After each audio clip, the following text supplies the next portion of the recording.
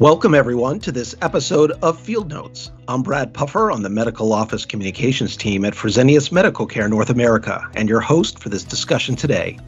Here we interview the experts, researchers, physicians, and caregivers who bring experience, compassion, and insight into the work we do every day. Today, we turn to a topic that has never been more important as we face an ongoing pandemic: food. A poor diet can lead to a host of serious issues like hypertension, obesity, heart disease, diabetes, all leading to kidney disease. And some new studies show a steep rise in food insecurity the past several months across all populations due to a spike in unemployment. We actually conducted a recent survey that showed 60% of people living with chronic kidney disease or kidney failure experience food insecurity. That's far more than the general population. And another 43% say they either skip meals or reduce their meal size. For those people living with chronic conditions like kidney failure, food can really be medicine for the body. It's not just food itself, but the right foods that really matter. Joining us today to talk about this important issue is Dr. Dugan Maddux, Vice President of Kidney Disease Initiatives here at Fresenius Medical Care North America. Dr. Maddux authored a chapter of our annual medical report last year called Food to Treat and Prevent Chronic Kidney Disease.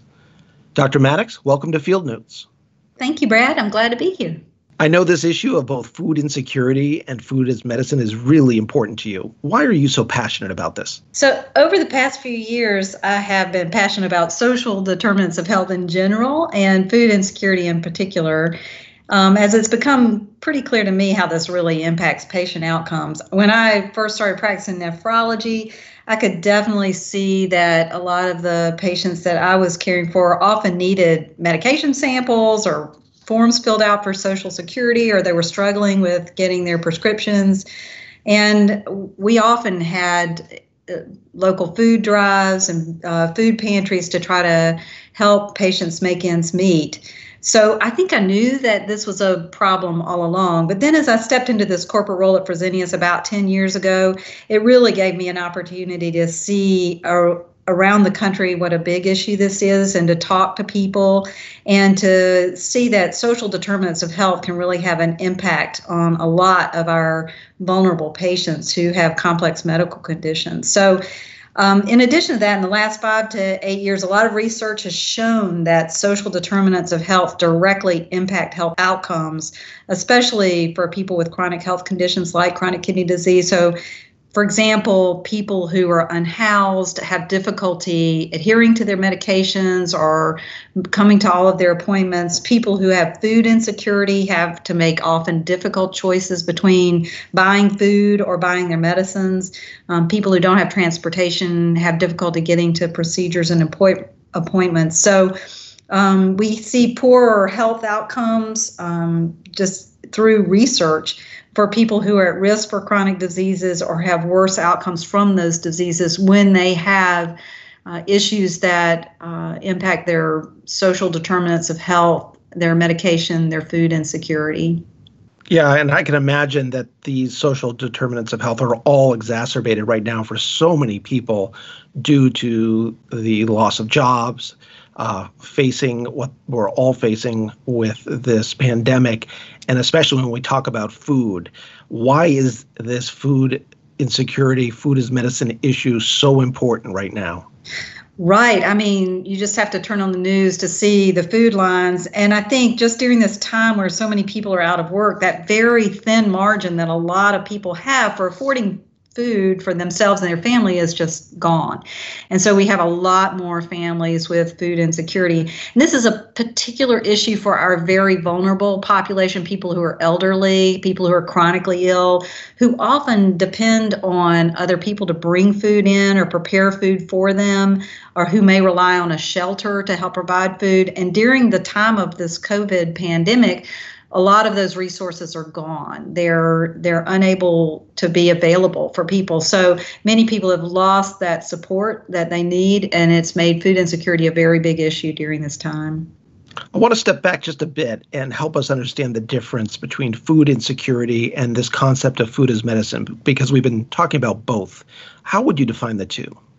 Yeah, I think that's really important to make a distinction between those two. So, food insecurity has a very specific definition from the U.S. Department of Agriculture, and it is the lack of consistent access to enough food for an active, healthy life. And there are other definitions that are similar to that we see in the research literature, meaning that food insecurity is a limited or uncertain ability to actually acquire nutritionally adequate and safe foods in a socially acceptable way. So food insecurity is about people and families who do not have enough money or resources or ability to buy the food they need or get the food they need. And part of food insecurity in the United States is lack of access to nutritious food. And this is a particular issue in neighborhoods and areas that are socioeconomically challenged. So the food that may be accessible and affordable in that neighborhood may be poor quality food that is really not good for your health. Food is medicine is a bit different from just food insecurity. Food is medicine is a phrase that recognizes that nutrition and chronic diseases are linked together. So people who are at risk for chronic diseases like diabetes, high blood pressure, cardiovascular disease, or kidney disease, or who already have one or more of those diseases, they can be healthier if they have access to proper nutritious food. And in this case, food is actually a treatment for these chronic conditions or a prevention for these chronic conditions. And so when we talk about medically tailored meals, that's what we're talking about. Food is medicine, meaning meals that are designed to help people with specific conditions. Exactly. They are specifically for people with complex medical conditions, the goal being to change the outcomes for the people who have those conditions, to make their health outcomes better. And what have we learned about medically tailored meals? Can they really make this impact? Do we have evidence?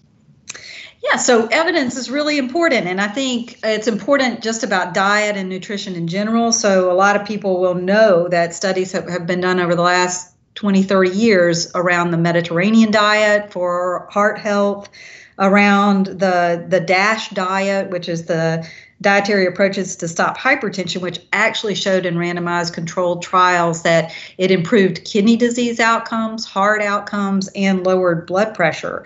And these are diets that are generally nutritious. They're rich in fruits and vegetables and whole grains. They limit sugary sweets and sugary beverages. So that's really important. And in that same tradition of science, randomized controlled trials, some CKD studies have recently shown that diets that are high in fiber, rich in fruits and vegetables, low in salt and acids can slow the progression of chronic kidney disease and decrease the risk of developing chronic kidney disease. And in addition, similar randomized controlled trials have shown that medically tailored meals that are pre-designed to provide the best diet to support good health for people with chronic diseases like diabetes and kidney disease can change the outcome. So for diabetes, for example, medically tailored meals designed for a diabetic individual can lower the hemoglobin A1C and improve diabetic control.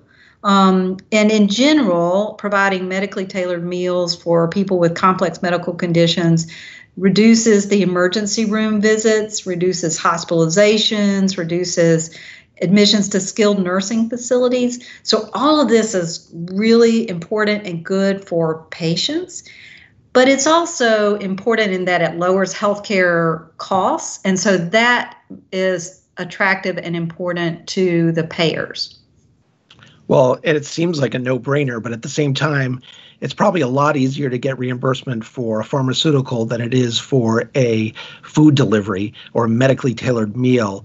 There's so many organizations like food pantries helping feed people, but not as many really helping with these specific medical needs.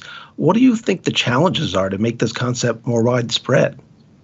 Well, I think it's part of it is exactly what you say, that people aren't thinking about food as a medical intervention. And so this research will hopefully change people's understanding about the impact of these medically tailored meals and medically tailored food programs. So not all of them are pre-prepared meals. Some of them are about having just the food in your home that is medically appropriate.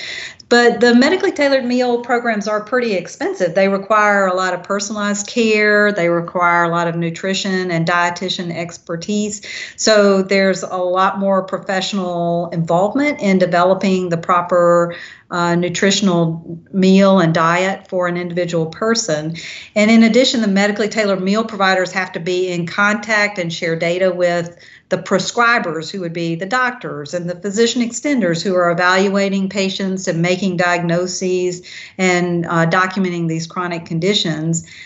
They also need the technology to be connected to the insurance companies and the payers who are going to pay for these medical interventions. So this is a lot more work and expense and organization for medically tailored meal providers. And a lot of these are nonprofit entities, so these are big steps in organizational development. Got it. And it is great to hear that there are some insurance companies that are stepping to the plate to reimburse for these medically tailored meals. I know we are invested in seeing this group, this idea grow further, and made a significant donation to the Food is Medicine Coalition. Tell us about that effort and why we're supporting that organization, what we hope to see accomplished with its growth. Yeah, so the Food is Medicine Coalition is a national group, which is really important, and it's a coalition of programs that provide medically tailored meals. And we have followed them for quite a while. We're very aware of the research around this group and these outcomes. So we have been very interested in the improvement they have for people, particularly with chronic kidney disease and end-stage kidney disease. So these groups are not only involved in delivering medically tailored meals and medically appropriate meals, they are committed to sharing the best practices for those organizations of medically tailored meal delivery with other groups to try to improve the access to medically tailored meals around the country. They are committed to public policy discussions to help people learn about the importance of medically tailored meals. They're committed to resources around providing research and evidence-based interventions around medically tailored meals. So as a corporation, we certainly agree that people with chronic illnesses should not have to manage worrying about or doing without healthy food while they are also having to live with and manage complex medical conditions. And we believe that healthy and nutritious food, food that's particularly tailored to an individual's needs when they have complex medical conditions, is part of providing superior care for people and patients. So I think altogether we're very much aligned with this National Food is Medicine Coalition. And from what I understand, other countries have had some success with this, right, in different healthcare systems in providing medically tailored meals for these chronic conditions. Yes, I think there is good documentation of the impact of this in other countries as well. And in particular, in the United States, we have a real division between our social services and our healthcare services. And I think medically tailored meals is a beginning to see that these things are intertwined, that social determinants impact healthcare outcomes. When we talk about the Food is Medicine Coalition, what are some of the specific challenges they have faced recently during this pandemic? And do you think that the pandemic has actually put an even bigger spotlight on this issue? Yeah, so just in the last couple of weeks, I listened to a webinar from the Food is Medicine Coalition members, and they talked about all the changes they're seeing, particularly during this COVID-19 pandemic. So they've all seen that their usual workforce is volunteers. They're all of them nonprofits, and they just had a tremendous change in their workforce during this time because all of their volunteers can't come into their kitchens and their pantries, and yet they've still had to deliver their services and meals. So they've changed from a volunteer workforce to an employee kind of workforce. They've also had to change to a lot more technology to automate food production and to allow a lot of employees to work from home, like their dietitians and nutritionists, without actually coming into the facility. And all this is happening at a time where more people need food. So the medically tailored meal providers are receiving more referrals than ever before. They're feeding more people. And in addition, they in a lot of communities are helping to provide additional services for the overburdened food pantries who need some additional support with providing food. So even community servings, the food as medicine provider here in Boston noted that their meal production is up by about 50% during this pandemic. So where before they were providing about 10,000 meals per week, they're now providing almost 15,000 meals per week. Wow. Yeah, that's a big increase. Well, let's talk about the future beyond COVID-19, as this issue is certainly not going away. What do you think really needs to change to make sure more people can get these medically tailored foods, especially to treat kidney disease? It's pretty clear that the food as medicine interventions need to become part of our mainstream healthcare delivery system, that people should be screened for food insecurity and the need for food intervention, and that payers and insurances should participate in providing this service for their beneficiaries. And that means Medicare and Medicaid need to get on board with the benefits of this intervention.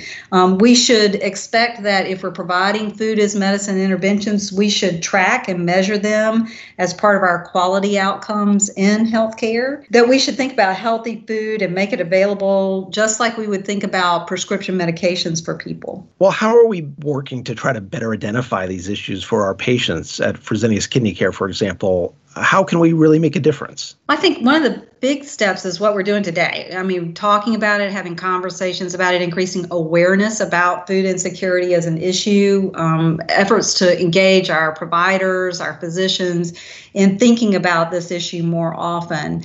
And in addition, we've recently added a screening tool for social workers for all the patients who are coming into FKC to be screened for food insecurity. We're using the hunger vital sign questions that will identify patients who have food insecurity issues, and there are clinical pathways to try to address that and improve that for patients. So we'll have an idea of the scope of this issue for our patients and begin to develop good partnerships and interventions to support treatments and interventions for food insecurity. And I imagine those partnerships are key too, that, we talked about the coalition, but these organizations are spread out across the country. So making sure that we can connect those organizations with our social workers, our dietitians, and making those connections is going to be critical. Yes, I think that's going to be part of the work we need to do, is to identify all the resources and create very clear ways that we can connect those partners with people and patients who need those services. Well, it's been a pleasure speaking with you, Dr. Maddux. Thank you so much for taking the time. It's been my pleasure, Brad. Thank you. And to our audience, we hope you will come back and join us as we discuss more important issues in the weeks ahead. A reminder that you can access our annual medical report and other feature articles on our website at fmcna.com, and you will find our Field Notes series on our website, as well as on the Apple Store and Google Play. Until next time, I'm Brad Puffer, and you've been listening to Field Notes by Fresenius Medical Care. Take care, everyone, and stay safe.